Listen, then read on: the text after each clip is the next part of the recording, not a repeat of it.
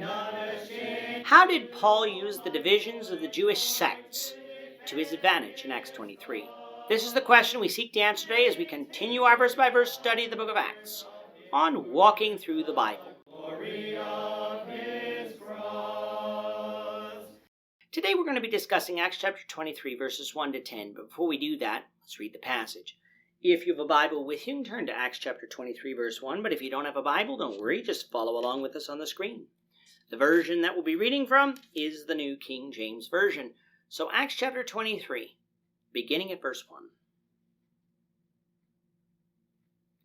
Then Paul, looking earnestly at the council, said, Men and brethren, I have lived in all good conscience before God until this day. And the high priest, Ananias, commanded those who stood by him to strike him on the mouth. And Paul said to him, God will strike you, you whitewashed wall. For you sit to judge me according to the law, and do you command me to be struck contrary to the law? And those who stood by said, Do you revile God's high priest? And Paul said, I did not know, brethren, that he was the high priest, for it is written, You shall not speak evil of a ruler of your people. But when Paul perceived that one part were Sadducees and the other Pharisees, he cried out in the council, Men and brethren, I am a Pharisee, the son of a Pharisee. Concerning the hope and the resurrection of the dead, I am being judged. And when he had said this, a dissension arose between the Pharisees and the Sadducees, and the assembly was divided. For Sadducees say there is no resurrection, and no angel or spirit, but the Pharisees confess both. Then there arose a loud outcry, and the scribes of the Pharisees' party arose and protested, saying, We find no evil in this man, but if a spirit or an angel has spoken to him, let us not fight against God. Now when there arose a great dissension, the commander, fearing lest Paul might be pulled to pieces by them, commanded the soldiers to go down and take him by force from among them and bring him into the barracks. In our last lesson, we found that Paul had been rejected by the Jews for his defense made earlier in chapter 22, and was taken in by the Romans to be examined as to why the Jews had acted in such a violent manner towards him. Now, usually when someone wasn't a Roman, this would be done by scourging. But just before they were to do that, Paul told them that he was a Roman citizen. And not only a Roman citizen, but one by birth. This stopped the commander from scourging Paul without cause, but there still was the matter of the Jews and their riotous behavior. Thus, at the end of chapter 22, the commander commanded the chief priests, along with the entire council, to meet in order to ascertain the truth. As Paul stood before the council, he simply confessed to them that he lived in good conscience before God until this day.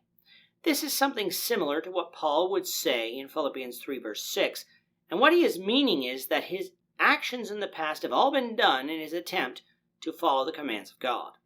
Now, Paul is not saying that he has never sinned, for in Romans and in other places he admits that he has. But in this context, he is telling the council they have no case against him, for he hasn't done anything against God that they could charge him with.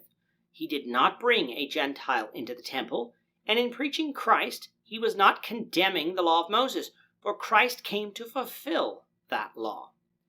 Ananias, the high priest, didn't want to hear anything more of it. So he commanded that Paul be struck on the mouth in order to shut him up. Unlike Jesus, though, who stood silently before his accusers, as was prophesied, Paul did not. And by saying that, I don't believe Paul sinned in speaking up. I was just noting the difference in their behavior. When Paul spoke up, he called on God to strike the man down and called him a whitewashed wall, for he sat in judgment of Paul according to the law, but struck him contrary to the law. Like it was with the Romans, we read in places like Leviticus and Deuteronomy that under the law of Moses, punishment for crimes wasn't to be meted out before witnesses are heard and fair judgment proclaimed, and yet here was Ananias jumping the gun simply because he didn't want Paul to speak. By calling Ananias a whitewashed wall, I'm reminded of Jesus' rebuke to the Pharisees back in Matthew 23:27, when he compared them to whitewashed tombs. We all know that if you slap a new coat of white paint on the wall, you can make it look good on the outside. However, if the wall is rotten or moldy behind the paint, you have merely covered over a problem that still exists, which will ultimately lead to more problems. With God, men and women may on the outside appear to be religious, but on the inside their heart is far from God, and He knows that. And of course, if this is the case, in moments of anger, our true self will appear just as it does with Ananias here. Now those who stood by shouted out that if Paul was really a follower of the law as he claimed, would he have reviled God's high priest? To that Paul answered that he didn't know that Ananias was the high priest, for had he known, he would have followed the law, which said in Exodus 22:28 that they were not to speak evil of the ruler of the people. That doesn't mean that they couldn't correct the evil that a ruler may do. It just means that the ruler was to be treated with respect for being the ruler of God's people. Now, much is made of what Paul meant when he said that he didn't know that Ananias was the high priest. Some say that due to political instability of the time, which is well documented, that Paul didn't know Ananias was the high priest at that time, since around that time there had been a couple of high priests deposed and installed by the Romans. Others say that because Paul hadn't been in Jerusalem for so long, that he didn't know who the current high priest was. Others say because they believe that Paul's thorn in the flesh mentioned in 2 Corinthians 12 was poor eyesight, that he didn't see it was the high priest who demanded he be struck. And others still say that Ananias wasn't acting like the high priest should, and because Paul had been away from Jerusalem for so long, Paul simply assumed that Ananias couldn't have been the high priest due to his actions. Does it really matter, though, why Paul didn't know who Ananias was? No, because that doesn't change the fact that had Paul known Ananias was the high priest, he would have respected the office, even though the actions of the office holder were evil. With that being said, Paul wasn't going to allow himself to be convicted by a corrupt council who had no reason to charge him.